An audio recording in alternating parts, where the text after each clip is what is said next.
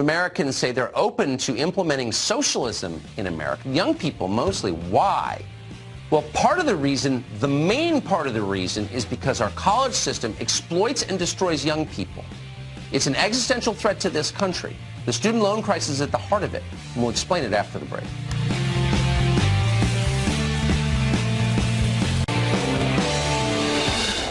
Well, you may be happy with the state of the U.S. economy, but many young people are not. And as a result of that, a lot of them are embracing political extremism. A poll released today by YouGov finds that half of all millennials, and even more of the generation that follows them, distrust capitalism. Fully 70% of millennials say they would be willing to vote for a socialist. If you're not shocked by this, it's only because you have seen it before.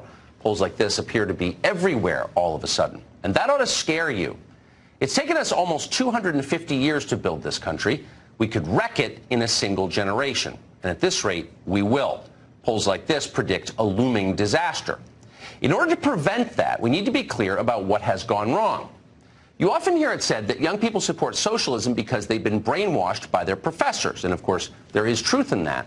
If you've got kids in college, you know that we have left the most vital job in America, educating the next generation of citizens, to some of the most mediocre people in our society. That's a huge problem. We need to fix it. But believe it or not, it's not the main problem. The main problem, the reason that capitalism increasingly is discredited and socialism increasingly is popular, is that our current system is making young people poorer. Go to college, we tell them. You'll be successful if you do. But too often that advice is outdated, if not an utter lie. Huge numbers of our kids wind up impoverished by the experience of college, their dreams thwarted forever. And the reason for that is debt. 45 million Americans now labor under student loans. The average debt burden is $37,000 per person. That's the price of a brand new car. Imagine starting your first job with that hanging over you. And keep in mind that college debt isn't like ordinary debt.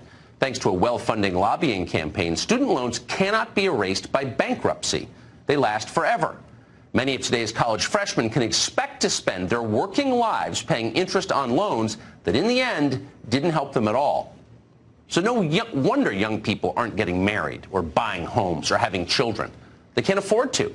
And no wonder so many of them support Bernie Sanders and Elizabeth Warren. If this is capitalism, they don't want any part of it.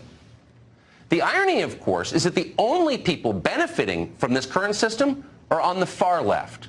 The smirking college presidents with multi-million-dollar salaries, the authoritarian university administrators in the suddenly ubiquitous diversity and inclusion offices, the tenured professors of non-binary feminist poetry and other perverse and pointless fake academic disciplines. As a group, these are, without question, the least impressive people in this country. And yet they're the only ones coming out ahead in this deal. They are feasting on our children's debt. An entire generation of Americans enslaved to interest payments so that a small number of left-wing academics can have lifetime employment, making this country worse. That's the arrangement we've struck. And for the rest of us, socialism. That's what we're going to get out of it in reaction to it. There's got to be a better way to do things. Now, some on the left propose forgiving student loans entirely, which is to say sticking American taxpayers with the bill for all of this. If there's one thing that could make a terrible situation even worse, it's that.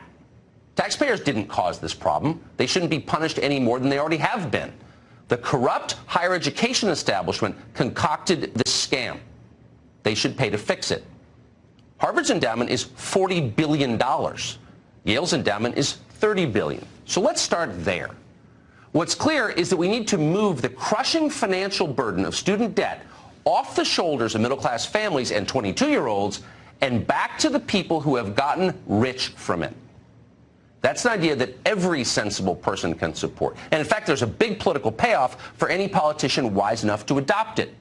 The candidate who promises to make colleges ease the student loan burden will, without question, be the next president of the United States.